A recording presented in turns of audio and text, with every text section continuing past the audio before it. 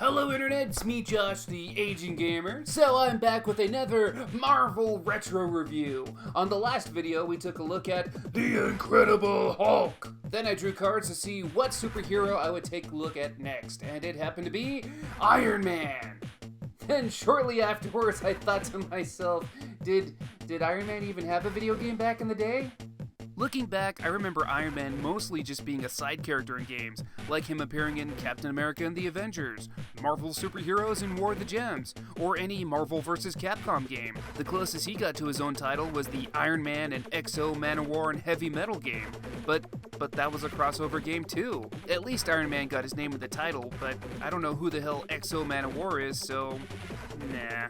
Well, eventually Iron Man did get his own game in 2002, which was quite a few years away from when the movie came out, and then Iron Man would start getting a bunch of games based off of that version of the character. So let's get to this. This is the first solo Iron Man video game. Ladies and gentlemen, this is the Invincible Iron Man for the Game Boy Advance.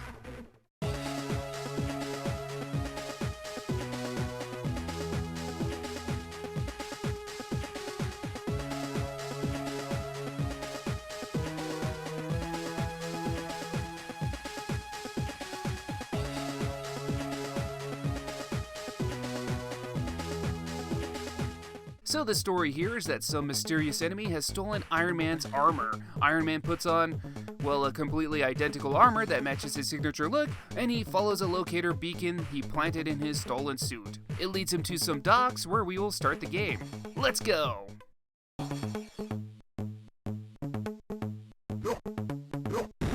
So the first thing I noticed when I started playing is, wow, the animations are so animated.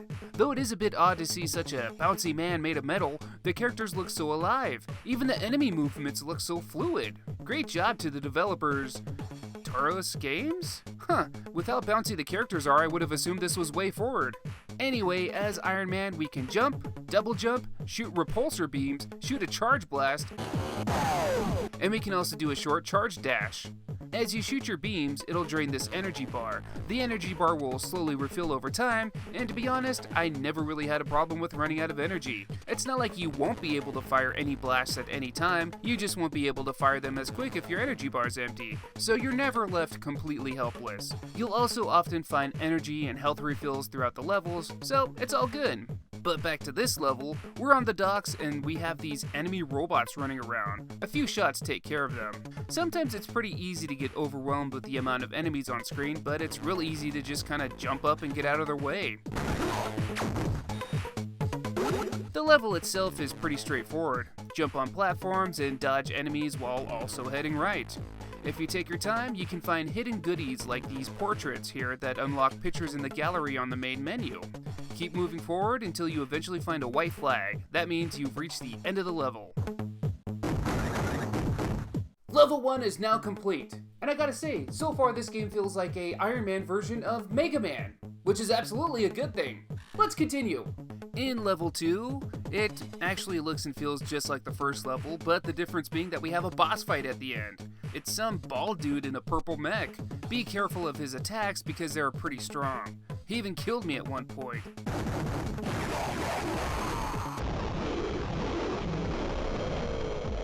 Okay, that death animation was actually pretty funny. Does it remind anyone else of Family Guy? The fight can be pretty tricky, but do your best to dodge and shoot, and we can defeat him. We find out that that boss was Tony Stark's cousin, Morgan Stark. Wait, Morgan Stark is Tony Stark's cousin? I thought Morgan Stark was Tony Stark's daughter. Goddamn MCU continuity mixing me up. We find out that Morgan has uploaded Iron Man's armor system data to a certain location nearby a mountain range. Let's go check this out. Now, we're in a big forest, and we got a lot of the same bad guys from before, and a new one that shoots little green bombs. We start seeing a lot of these power-ups now. Collect one to do a special attack, or stack two of them together to do a bigger special attack.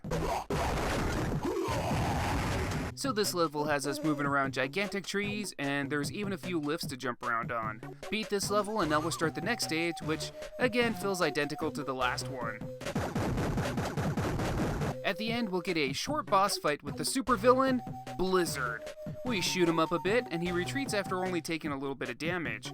This leads to the 5th stage, where we're in some icy mountains. I'm a bit surprised here because I think this is the only time I've ever played a game where an ice-themed level doesn't have some kind of sliding effect. So upon playing this stage, similar to my feelings with the Incredible Hulk game I just reviewed, a couple levels in, I'm just getting kind of bored. Maybe I have some sort of ADD, but early in this game, it's already starting to feel kind of stale. Every level feels pretty identical. We see the exact same enemies, but with different colors, on every stage, and the level designs, which are already rather plain, don't really change things up. It's like playing the same levels but with different backgrounds. Well, anyway, level 5 and 6 are more or less the same icy mountain stage. Run through mountains while blasting through bad guys. At the end of stage 6, we have a boss fight with Blizzard. I actually had a pretty tough time with this fight, until I figured out what to do, and even then it was still a tough fight. So Blizzard will fly around you, charge shot to break his barrier, and then hit him a few more times. He'll run over to this machine and start healing himself. Before he leaves the machine, you'll have to blast it as much as you can, slowly destroying it. After a lot of going back and forth in the fight, you'll eventually destroy the machine, thus destroying Blizzard.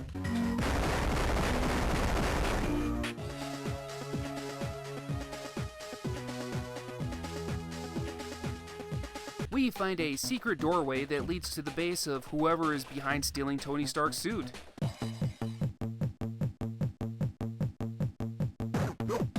So we're now in a lab. This level has a lot more traps, enemies, lifts, and obstacles to overcome. If you made it this far though, you shouldn't have any trouble.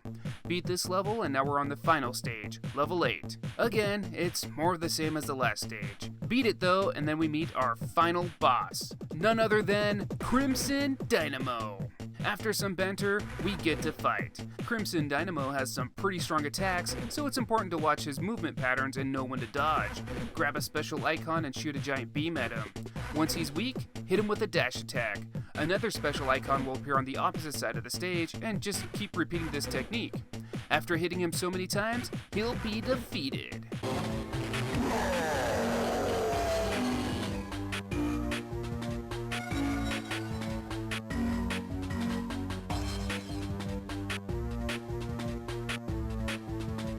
Iron Man causes the lab to explode and vows to tighten up security so his info doesn't get leaked again. You get a congratulations screen, you unlock level select, and that's it. So that's the Invincible Iron Man for the Game Boy Advance. Overall, how is it? Well, I mean, it's alright. I was really intrigued to learn that an Iron Man platformer even existed on the Game Boy Advance, and it seemed really promising. At the beginning of the game, the cool cutscenes and rocking music makes for some great presentation, and controlling Iron Man feels really great, and he's got a variety of moves. Like I mentioned earlier, it almost has a Mega Man feel. Unfortunately, the poor level design makes every level feel pretty identical. It doesn't help that you see the exact same enemies in every single stage. It almost feels like once you played one stage, you've played them all. Also, this game is pretty short. There's only 8 levels altogether. I suppose if you want to collect those unlockable portraits, there's some replay value added, but it would have been nice if there was more unlockables. Some different colored suits would have been cool. All the developers would have had to do was change the sprite color to some iconic Iron Man suits and add some different attributes. But, I'm not a developer, so what do I know? You can tell there's some love put into this game, and I wouldn't say the game is bad, it just falls a little bit flat.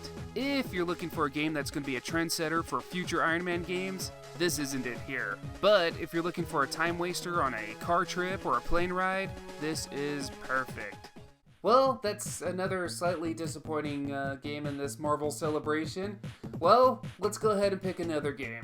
Alright, so we're going to go ahead and pull out these trusty Marvel trading cards again. We can go ahead and take Iron Man out of the equation. And let's go ahead and start mixing these up again and seeing who we're going to get. It's going to be the X-Men! Yes! Yes! Alright, ladies and gentlemen, I'll see you on the next video when we take a look at a video game from the X-Men. I'll see you all in the next video. Take care!